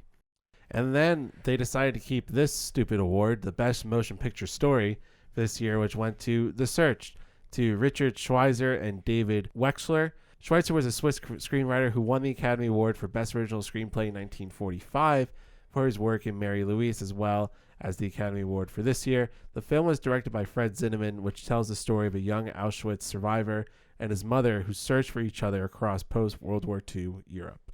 And what is interesting about all of this is that there is no Hamlet nominated for Best Screenplay or Best Motion Picture Story. So I still don't get the Best Motion Picture Story category, because if you're allowing adaptations, which it has allowed in the past, why the fuck is Hamlet not nominated, at least in that category? Like, what about Hamlet makes it not a Best Motion Picture Story at all? I'm wondering if it's just there's been too many adaptations already, and to me, this award still feels like what is new to film, what is new to the motion picture industry, and it may be adapted or taken from another kind of source material, but it should be something new and fresh. And I guess there's, like we kind of start in the podcast here, that there's been hundreds of adaptations already and 1948 already at this point. So maybe it's just, this isn't something they deem necessary to be added here. I say boo to that. Yeah, and I would disagree. I think it's a really interesting adaptation, and, it's a really iconic story here. Best Supporting Actress goes to Claire Trevor for the Key Largo as Gay Dawn. This is Trevor's only career win out of 3 nominations. And the Claire Trevor School of Arts at the University of California, Irvine was named in Trevor's honor. Her Oscar and Emmy statuettes are displayed in the Arts Plaza next to the Claire Trevor Theater. Key Largo was the 4th and final film pairing of actors Bogart and Bacall, after To Have and to Have Not from 1944, The Big Sleep from 1946, and Dark Passage from 1947. Best Supporting Actor went to Walter Huston for The Treasure of the Sierra Madre as Howard. This is Huston's only career win out of 4 nominations. This is one of his final film roles before his passing in 1950 at the age of 67. Huston's award this year was for The Treasure of the Sierra Madre, was directed by his son, John Huston. He is the patriarch of the 4 generations of the Huston acting family, which includes his son, John, grandchildren, Angelica, Danny, Allegra, and great-grandchild, Jack. The Huston family has produced 3 generations of Academy Award winners: Walter, his son John, and granddaughter Angelica. So I actually watched The Treasure of Sierra Madre, and Howard's a really interesting character. It's a fun film that's really dark, and I think kind of references to a lot of modern filmmaking that we see, and a lot of kind of action adventure with a really kind of dark tinge to it, about a bunch of gold prospectors and how they kind of experience the gold rush, and how it kind of like changes you as a human and as a man. Best Actress goes to Jay Wyman for Johnny Belinda as Belinda McDonald. This is Wyman's only career win of 4 total nominations. Wyman's professional career actually began at the age of 16 in 1933 when she was signed to Warner Brothers. A popular contract player, she frequently played the leading lady, appearing in films such as Public Wedding, Brother Rat, and its sequel Brother Rat and Baby, Stage Fright, So Big, The Magnificent Obsession, and All That Heavens Allows from 1955. Best Actor went to Laurence Olivier as Hamlet from the film Hamlet. This is the first time an individual directed themselves into an Oscar-winning performance. This film version of Hamlet was the only film in which the leading actor had directed himself into an Oscar until 1998, when Roberto Benigni directed himself to an Oscar win in Life is Beautiful. Olivier is the only actor to win an Oscar for a Shakespeare role. For his work in films, Olivier received 4 Academy Awards, an honorary award for Henry V, a Best Actor award, and one, which we will talk about in a few minutes, as producer for Hamlet, and a secondary honorary award in 1979 to recognize his lifetime of contribution to the art of film. He was nominated for 9 other acting Oscars and 1 each for production and direction. There's a lot, I think, that can be talked about with Olivier's history. It is incredibly rich. He is one of the biggest stars of Hollywood from the 1940s and even decades on. He's one of the premier actors of Shakespeare of modern time. There's literally no dispute against that. And so again, just to bring it back to you, John, and to just bring it back to the film Hamlet, his performance, just to give it some more praise, do you think like this is like deserved, for him to win? I know you just watched The Treasure of the Sierra Madre. I know people talk about Humphrey Bogart at least should have been nominated that year, but Laurence Olivier as Hamlet is just, it's huge. There's so much depth to it that it feels very appropriate to give this to him. Yeah, Bogart definitely deserved a nomination for sure. He plays a kind of different character than, we've usually seen him in, especially in Casablanca. He's drastically different, and he's one of those performances where he like drastically is a different person by the end of it, which is, always fascinating to watch as an actor. And I think that's definitely something that's carried on along in film history, and we love seeing roles like that. But come on, I think giving him the Best Actor is simply deserved based on being the director of the project as well.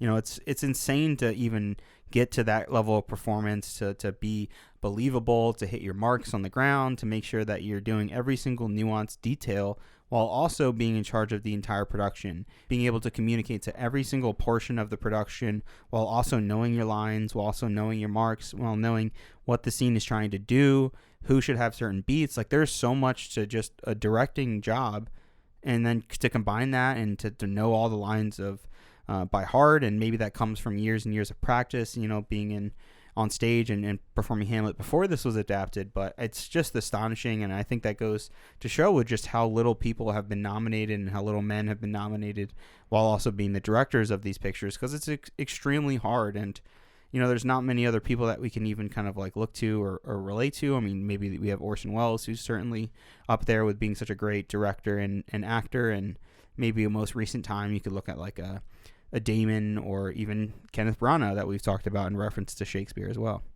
Yeah, I mean, you can also point to like other people like with Dances with Wolves. Yeah, definitely. Dances with Wolves. You also have Braveheart, but it is a very rare. Mel Gibson for sure. Yeah, but they didn't win actor for those years, and so the fact that he's winning Best Actor for this year and for this role is very important and kind of a very odd thing. Which leads into the Best Director category, John. The Best Director goes to John Huston for The Treasure of Sierra Madre. This is Huston's second award of the evening and his second of his career, and he was nominated previously for The Maltese Falcon, 1941, Sergeant York, 1941, The African Queen from 1951, and Moulin Rouge from 1952.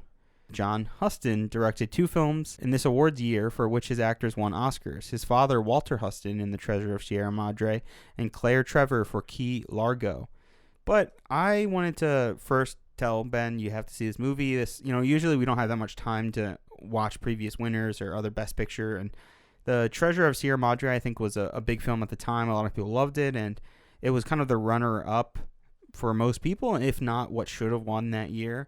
It's a really dramatic film where you have these 3 men, like I said, and they're looking for gold and how it corrupts them and changes them. And it's got this booming Max Steiner score, and it's got beautiful cinematography, and it has a lot of it's based in Mexico, and it has a lot of Mexican characters. And I found it really kind of progressive in the way that they just speak Spanish in the film. And there's definitely issues of translation between the characters. They don't give you subtitles because it's just kind of dependent on that character, and I guess it's kind of putting you in the shoes of not being able to understand this and having this cultural difference. But I thought that was really cool and interesting from a 1948 film, and how it just kind of lets you dive deep into the film. And yeah, it was a really fun time, and it's a fun watch, and I think it's definitely a lot more digestible than our Best Picture winner here. But Ben, I'll let you carry on and lead the way here. Best Motion Picture. It is a signal honor to the winner of the 21st award for the Best Motion Picture of the year that the Oscar should be presented by Miss Ethel Barrymore. I'm deeply honored to present this award. I believe that the public, as well as the members of the Academy, realize what miraculous teamwork goes into the making of great motion pictures. The Best Picture encompasses the finest skills of every craft. The finished product, playing in thousands of theaters, hundreds of thousands of performances, gives millions of people the richest entertainment on earth. Each fine motion picture leaves an indelible mark upon the memories of those who see it. And in time, when the year 1948 is called to mind, among the important and nostalgic memories will be the film chosen here tonight. The nominated pictures are Hamlet, J. Arthur Rank, Two Cities Film, Universal International, British. Johnny Belinda, Warner Brothers. The Red Shoes, J. Arthur Rank, Archer's Eagle Lion, British. The Snake Pit, 20th Century Fox. The Treasure of Sierra Madre, Warner Brothers. And the winner, Hamlet, J. Arthur Rank, Two Cities Film.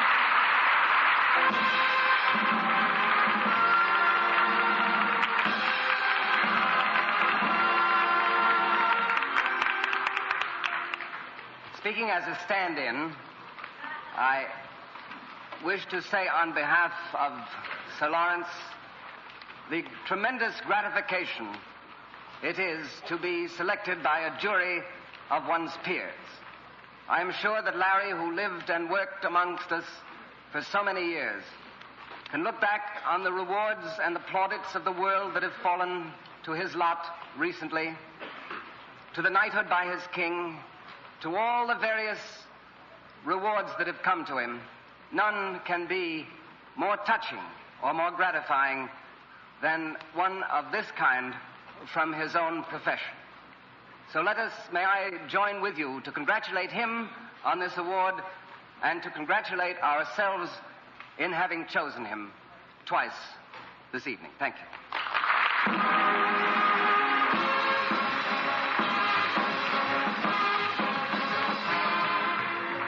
Hamlet was the only film to have won both the Golden Lion and the Academy Award for Best Picture until The Shape of Water in 2017.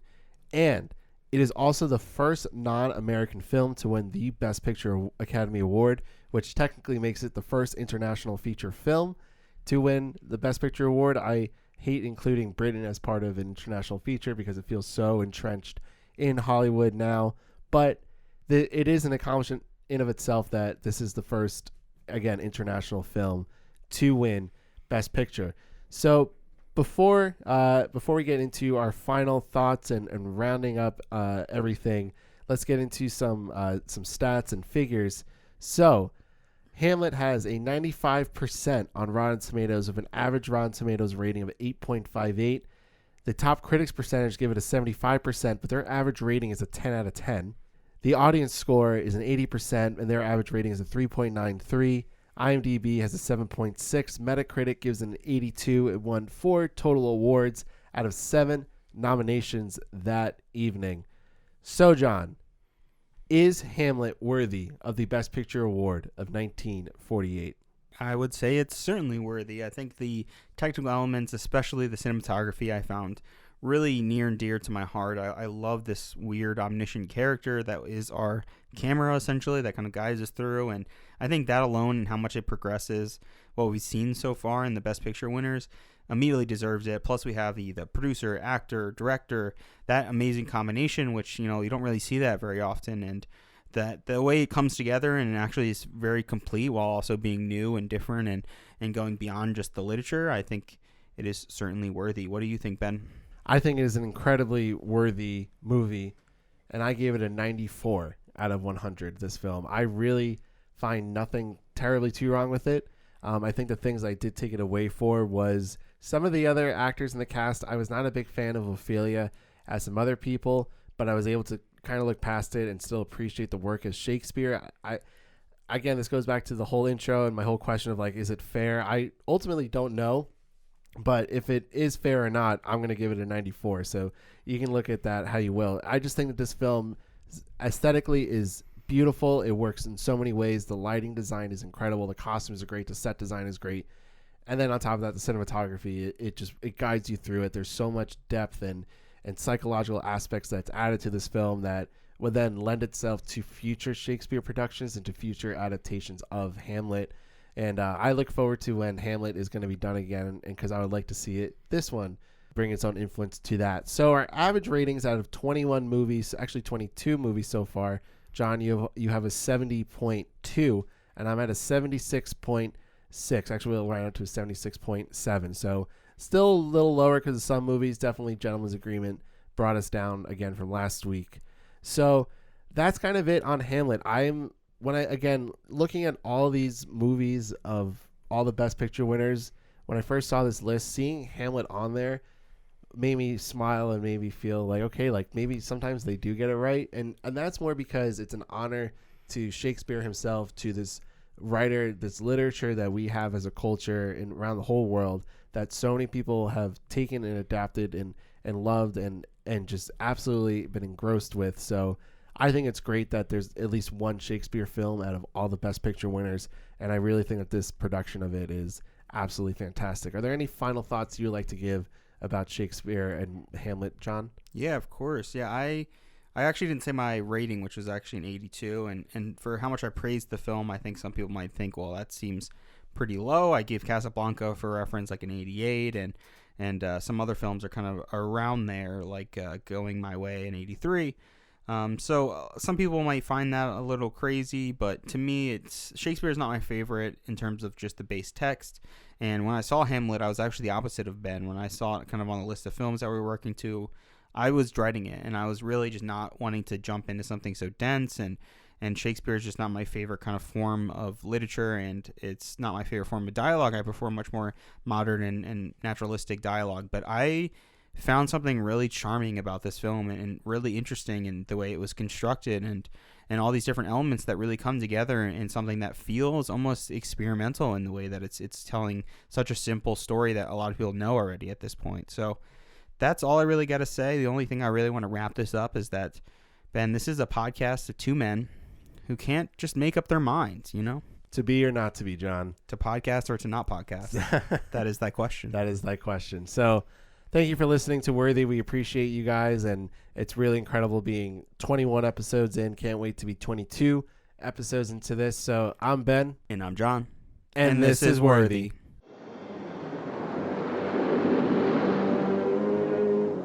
To be or not to be? That is the question.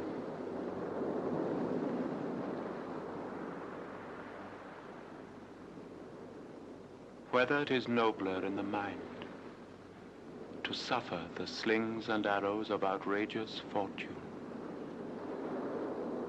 or to take arms against a sea of troubles, and by opposing, end them. To die, to sleep no more, and by a sleep to say we end the heartache and the thousand natural shocks that flesh is heir to. 'Tis a consummation devoutly to be wished, to die, to sleep, to sleep. A chance to dream. Thanks for listening to Worthy, the breakdown of every Best Picture winner from past to present. Listen to us wherever you get your podcasts. Check us out on Instagram at Worthy Podcast, on Twitter at Worthy Pod, and on Facebook at Worthy Podcast. Any inquiries can be submitted to worthysubmissions@gmail.com. That's worthysubmissions@gmail.com.